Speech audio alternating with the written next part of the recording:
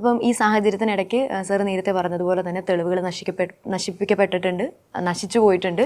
ഈ അങ്ങോട്ടും ഇങ്ങോട്ടും മാറ്റി പറഞ്ഞിട്ടുണ്ട്, മൊഴി മാറ്റി പറഞ്ഞിട്ടുണ്ട്, അനുകൂലമായും പ്രതികൂലമായും ഒക്കെ സംസാരിച്ചിട്ടുണ്ട്. ഇതൊക്കെ കഴിഞ്ഞും നമ്മൾ എടുത്തു പറയേണ്ട കാര്യം, ഈ ഓരോ സ്റ്റേജിലും അതിജീവത ഹയർ കോർട്ടിലേക്ക് പെറ്റിഷൻ കൊടുത്ത് കേസുമായിട്ട് മൂവ് ചെയ്തതും ഇത്രയൊക്കെ പ്രശ്നങ്ങൾ വന്നിട്ടും അതുമായിട്ട് മുമ്പോട്ട് പോയത് നമുക്ക് എന്താ പറയുക, അതൊരു വേണമെങ്കിൽ ശരിക്കും we can set an example എന്ന് പറയുന്നത് പോലെ ഇനി വരുന്ന ആൾക്കാർക്കാണെങ്കിലും ഒരു പ്രശ്നം ഉണ്ടാവുന്ന സമയത്ത് മുമ്പോട്ട് വരാനുള്ള ഒരു പ്രചോദനം ഉണ്ടാവുന്നില്ലേ?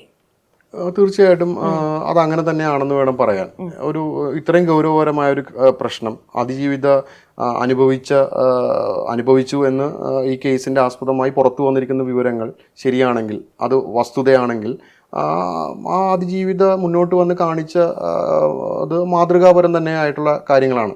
അതിന് എഗെയിൻസ്റ്റ് ആയിട്ടും ഫേവറബിളായിട്ടും ഉള്ള ഒപ്പീനിയൻസ് സമൂഹത്തിലുണ്ടാവാം. പക്ഷേ ഇത് എല്ലാ അതിജീവിതകൾക്കും ഇത് പോസിബിൾ ആണോ എന്നുള്ള ഒരു ചോദ്യം ബാക്കിയാണ്.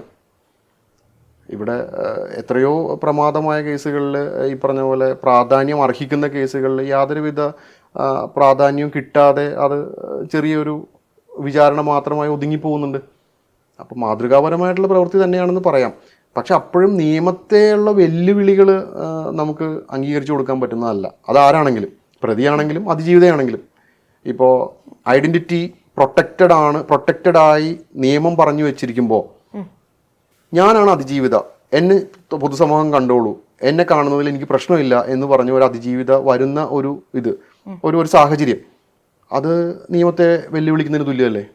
വെല്ലുവിളിക്കുന്നതല്ല, ഞാൻ എൻ്റെ അണ്ടർസ്റ്റാൻഡിംഗ്. ഈ കേസിൽ അതിജീവിത വിചാരണ വേളയിൽ ഞാനാണ് അതിജീവിത എന്ന് പറഞ്ഞുകൊണ്ട് മുന്നോട്ട് വന്നില്ലേ? അതായത് നമുക്ക് സമൂഹത്തിൽ നമുക്ക് ഇത്രയും അറിയാവുന്ന ഒരു വ്യക്തി ഇങ്ങനെ ഒരു കാര്യത്തിലൂടെ പോവുകയും നമുക്ക് സമൂഹത്തിൽ അറിയാവുന്ന ഒരു വ്യക്തി ഇങ്ങനൊരു പ്രശ്നത്തിലൂടെ പോകുമ്പോൾ അവരത് പറയാണ്, സമൂഹത്തോട് വിളിച്ചു പറയാം, ഞാനാണ് അതിജീവിത, ഇങ്ങനത്തെ പ്രശ്നത്തിലൂടെ ഞാൻ കടന്നു പോയിട്ടുണ്ട്, ഞാൻ അതിനെതിരെ ഫൈറ്റ് ചെയ്യാൻ റെഡിയാണെന്ന് പറയുമ്പോൾ ഇപ്പം മടിച്ച് നിൽക്കുന്ന ചിലപ്പോൾ ഞങ്ങളെപ്പോലുള്ള കുറച്ച് ആൾക്കാരുണ്ടാവുമായിരിക്കും, ഇങ്ങനെ എന്തെങ്കിലും പ്രശ്നം ഉണ്ടായാലും അത് പറയാനൊക്കെ പേടിച്ച് നിൽക്കുന്നത്. ചിലപ്പോൾ നമുക്കതൊരു പ്രചോദനമായിരിക്കും. അതുകൊണ്ടായിരിക്കാം അവരങ്ങനെ പറഞ്ഞത്. അതായത് അങ്ങനെ ആയിരിക്കാം. അതായത് ഈ പറയുന്ന രീതിയിൽ ഇപ്പോഴത്തെ ഒരു ട്രെൻഡ് കൂടി ഒന്ന് പറയേണ്ടി വരും. പരാതി ആദ്യം കൊടുക്കുന്നത് പൊതുസമൂഹത്തിലാണ്. അതായത് സോഷ്യൽ മീഡിയയിലോ വാർത്താ ചാനലിലോ ആണ് പരാതി കൊടുക്കുന്നത്. ഇത് കഴിഞ്ഞാൽ പരാതി കൊടുക്കുന്നത് മുഖ്യമന്ത്രിക്കാണ്. ഇതൊന്നും അല്ല നിയമം അതല്ല പറഞ്ഞു വെച്ചിരിക്കുന്നത്. പരാതി എവിടെ ആദ്യം കൊടുക്കണം, അത് കഴിഞ്ഞ് രണ്ടാമത് എവിടെ കൊടുക്കണം, നടപടി സ്വീകരിച്ചില്ലെങ്കിൽ പിന്നീട് എവിടെ കൊടുക്കണം എന്നുള്ളത് നിയമത്തിൽ പറഞ്ഞിട്ടുണ്ട്. ഇപ്പം എന്നോട് ചോദിച്ച ചോദ്യം ഉണ്ടല്ലോ, ഞാനാണ് അതിജീവിത എന്ന് പറഞ്ഞ് മുന്നോട്ട് വരുന്ന ഒരു സാഹചര്യം ഉണ്ടെന്ന് പറഞ്ഞല്ലോ. ഈ ഒരു സാഹചര്യം ഉള്ളതുകൊണ്ട് അതിജീവിതയെ തുറന്നു കാണിക്കുന്നതിൽ ഇവിടെ ഒരു പ്രശ്നവും ഇല്ലാത്ത രീതിയിലാണ് മുന്നോട്ട് പോയിക്കൊണ്ടിരിക്കുന്നത്. ഞാനാണ് അതിജീവിത എന്ന് അറിയിക്കാൻ താല്പര്യമില്ലാത്ത ഒരു വിഭാഗമില്ലേ, അവരെക്കുറിച്ച് എന്താ ചിന്തിക്കാത്തത്? അങ്ങനെ ഒരു വിഭാഗം മെജോറിറ്റി ആയിട്ടുള്ളത് കൊണ്ടാണല്ലോ ഈ പ്രൊട്ടക്ഷൻസ് നിയമത്തിൽ പറഞ്ഞു വെച്ചിരിക്കുന്നത്. കാരണം അവർക്കൊരു ഫർദർ ലൈഫ്. ഞാനൊന്ന് ചോദിച്ചോട്ടെ, ഈ ഞാനാണ് അതിജീവിത എന്ന് തുറന്ന് പറഞ്ഞില്ലെങ്കിൽ ഇവിടെ അവർക്ക് ഫേവറബിൾ ആയിട്ടുള്ള ഒരു ഇൻവെസ്റ്റിഗേഷനും വിചാരണയും നടക്കില്ല എന്നുള്ളത് കൊണ്ടാണോ, നടക്കില്ല എന്ന് തോന്നുന്നതുകൊണ്ടാണോ ഒരു വിക്ടിം മുന്നോട്ട് വന്ന് ഞാനാണ് അതിജീവിത എന്ന് പറയുന്നത്, സമൂഹത്തെ ആ വിവരം അറിയിക്കുന്നത്? അപ്പോൾ സിസ്റ്റം ശരിയല്ല. ഇവിടെ സിസ്റ്റത്തിൽ വിശ്വാസമില്ല. ഞാനാണ് അതിജീവിത എന്ന് അറിയിച്ചില്ല എങ്കിൽ, ഇങ്ങനെ ഒരു പ്രശ്നം എനിക്കിവിടെ ഉണ്ടായെന്ന് അറിയിച്ചില്ല എന്നുണ്ടെങ്കിൽ ഈ സിസ്റ്റം പ്രോപ്പറായിട്ട് വർക്ക് ചെയ്യില്ല എന്നുള്ള പേടി കൊണ്ടാണ് അതിജീവിതം അങ്ങനെ ഒന്ന് പറയുന്നത്. അങ്ങനെ വേണ്ടേ കരുതാൻ? സിസ്റ്റത്തിൽ വിശ്വാസം ഉണ്ടെങ്കിൽ, സിസ്റ്റത്തിൻ്റെ പ്രവർത്തികൾ കറക്റ്റ് ആണെങ്കിൽ അതിജീവിതയ്ക്ക് കൊടുത്തിരിക്കുന്ന പ്രൊട്ടക്ഷനോടുകൂടി അന്വേഷണവും വിചാരണയും നേരിട്ട് അവർക്ക് വിധിന്യായം വരുന്നത് വരെ വെയിറ്റ് ചെയ്യാനുള്ള ഒരു പേഷ്യൻസ് അവരുടെ ഭാഗത്ത് നിന്ന് കാണിച്ചത് കൊണ്ട് ഇവിടെ ഒന്നും നഷ്ടപ്പെടുമെന്ന് ഞാൻ വിശ്വസിക്കുന്നില്ല. അവർക്ക് കിട്ടേണ്ട 8 കൊല്ലമാണോ പേഷ്യൻസ്? 8 കൊല്ലം എങ്ങനെ വന്നു എന്നുള്ളതും നമ്മൾ ചിന്തിക്കണ്ടേ?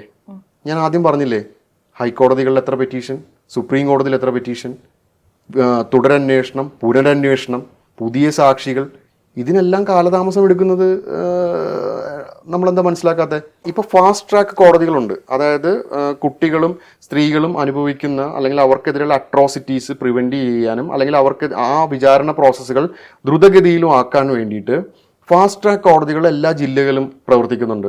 ഈ ഫാസ്റ്റ് ട്രാക്ക് കോടതികളിൽ വിചാരണ തുടങ്ങിയാൽ 6 മാസത്തിനുള്ളിൽ വിചാരണ പൂർത്തിയാകുന്നുണ്ട്. ഞാൻ ആദ്യം ചോദിച്ച 2000 കേസിൽ എത്ര കേസിൽ 8 വർഷം വിചാരണ വേള വൈകിയിട്ടുണ്ട്? ഞാൻ പറയുന്നതല്ല, സർക്കാർ കേരള പോലീസ് വെബ്സൈറ്റിൽ പബ്ലിഷ് ചെയ്തിരിക്കുന്ന സ്റ്റാറ്റിസ്റ്റിക്സാണ് ഞാൻ പറയുന്നത്.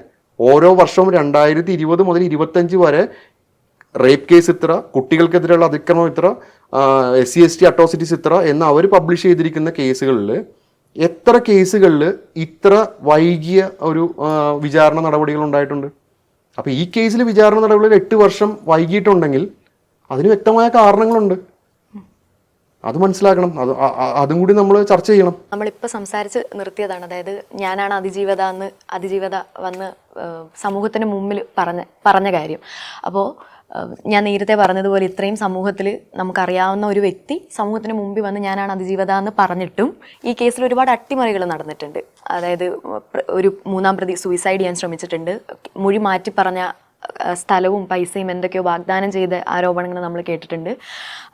അപ്പോൾ ഇത്രയൊക്കെ, അതായത് നമ്മൾ എല്ലാവരും പറയുന്നുണ്ട് ഫിനാൻഷ്യൽ ബാക്കിംഗ് ഉണ്ട്, ഇത്രയും സപ്പോർട്ടുണ്ട് എന്ന് പറഞ്ഞ്, ഇത്രയൊക്കെ സപ്പോർട്ടുള്ള ഒരു വ്യക്തിക്ക് നേരിട്ട അനുഭവങ്ങൾ ഇങ്ങനെയൊക്കെയാണ്. അപ്പം ഒരു സാധാരണ ഒരാൾ അപ്രോച്ച് ചെയ്യുമ്പം ഇതുപോലും കിട്ടാനുള്ള സാധ്യത കുറവല്ലേ? അങ്ങനെ എത്ര വിധിന്യായങ്ങളോട് ചർച്ച ചെയ്യപ്പെടുന്നുണ്ട്?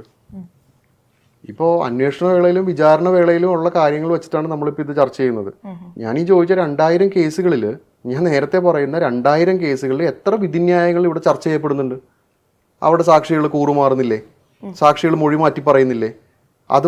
അത് കവർ ചെയ്തുകൊണ്ട് വിചാരണ നടപടികൾ പൂർത്തിയാക്കി പ്രതിയെ ശിക്ഷിക്കുന്നില്ലേ? അപ്പോൾ രഹസ്യ സ്വഭാവങ്ങൾ ഇത്രയും കാര്യങ്ങൾ പുറത്തു വന്നതിൽ കുഴപ്പമില്ല. ഇത്രയും കാര്യങ്ങൾ നടന്നു എന്ന് അതും സത്യമാണെന്ന് ആർക്കറിയാം? ജഡ്ജ്മെൻറ്റ് വരണം. ഡിസംബർ 8-ാം തീയതി ജഡ്ജ്മെൻറ്റ് വന്ന് ജഡ്ജ്മെൻറ്റിൻ്റെ കോപ്പി, മാസ്ക്ഡ് കോപ്പി, അതായത് വിക്ടിമിൻ്റെ പേരും മറ്റു വിവരങ്ങളൊക്കെ മറച്ചു വെച്ചുകൊണ്ടുള്ള മാസ്ക്ഡ് കോപ്പി പുറത്തു വന്നാൽ നമുക്ക് പറയാം ഇത്തരത്തിലുള്ള കാര്യങ്ങളൊക്കെ നടന്നിട്ടുണ്ടായിരുന്നു, ഇന്ന സാക്ഷികൾ കൂറുമാറി, ഇന്ന സാക്ഷികൾ ഇന്നത് പറഞ്ഞു, അവർ പ്രോസിക്യൂഷൻ എഗെയിൻസ്റ്റ് ആയിട്ട് പറഞ്ഞു എന്നൊക്കെ നമുക്ക് പറയാൻ കഴിയും. അതിനു മുമ്പുള്ള ചർച്ചകൾ അത് വായുവിൽ നിന്നുള്ള ഒരു ചർച്ച മാത്രമായിട്ട് വേണം കാണാൻ. അതിനെ സപ്പോർട്ട് ചെയ്യാനായിട്ടോ ആ ചർച്ചയിൽ എന്തെങ്കിലും ഒരു ഭാഗവാക്കാവാനോ അന്യായം പറയാനോ ഞാൻ ആളല്ല.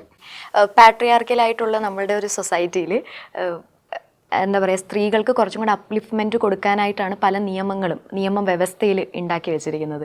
അപ്പം ആണുങ്ങൾക്ക് റൈറ്റ്സ് ഉണ്ട്, ആണുങ്ങൾക്കും അവരുടെ അവകാശങ്ങൾ പ്രൊട്ടക്റ്റ് ചെയ്യപ്പെടണം എന്ന് വാദിക്കുന്ന ഒരാളാണ് രാഹുൽ ഈശ്വർ. സോ അദ്ദേഹത്തിൻ്റെ ആ ഒരു ടേക്കിനെ എന്താണ് സാർ, എങ്ങനെയാണ് അതിനെ ആണുങ്ങൾക്കും റൈറ്റ്സ് ഉണ്ട് എന്നുള്ളതിനപ്പുറത്തേക്ക് നമുക്ക് കേസിലേക്ക് തന്നെ തിരിച്ചു വരാം.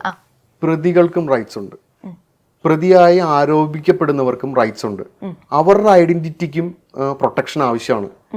എന്തിൻ്റെ അടിസ്ഥാനത്തിലാണ് കുറ്റാരോപിതനായിട്ടുള്ള ഒരാളെ പൊതുസമൂഹത്തിന്റെ മുന്നിലേക്ക് ഇയാളാണ് തെറ്റ് ചെയ്ത ആളെന്നുള്ള രീതിയിൽ അയാളുടെ ഫോട്ടോസും വീഡിയോസും അയാളുടെ കുടുംബത്തിന്റെ ഫോട്ടോസും വീഡിയോസും ഒക്കെ മാധ്യമങ്ങളിലൂടെ പുറത്തുവിടുന്നത്? അവിടെയും ഒരു വിക്ടിം, ഒരു ഐഡന്റിറ്റി പ്രൊട്ടക്ഷൻ വേണം, ആവശ്യമാണ്, അത് വേണ്ടതാണ്. അപ്പോൾ ആണുങ്ങളുടെ റൈറ്റ്സ് എന്ന് പറഞ്ഞുകൊണ്ട് നടത്തുന്ന ഒരു ക്യാമ്പയിനിങ്ങിനോട് ഞാനൊരു പോസിറ്റീവായിട്ടും നെഗറ്റീവായിട്ടും ഞാൻ പ്രതികരിക്കുന്നില്ല. അത് ഒരു പർട്ടിക്കുലർ ഗ്രൂപ്പ് ഓഫ് ആൾക്കാരുടെ ആവശ്യം, അത് അവരങ്ങനെ നടന്നോട്ടെ, അവരുടെ റൈറ്റ്സ് അവർ നേടിയെടുത്തോട്ടെ. ഇപ്പം ഞാൻ ഒരു ആണ് എന്ന് പറയുന്ന, മെയിൽ എന്ന് പറയുന്ന ഒരു വിഭാഗത്തിൽപ്പെടുന്ന ഒരാൾക്ക് എൻ്റെ റൈറ്റ്സ് ഇവിടെ നിഷേധിക്കപ്പെടുന്നുണ്ടെന്ന് ഞാൻ വിശ്വസിക്കുന്നില്ല.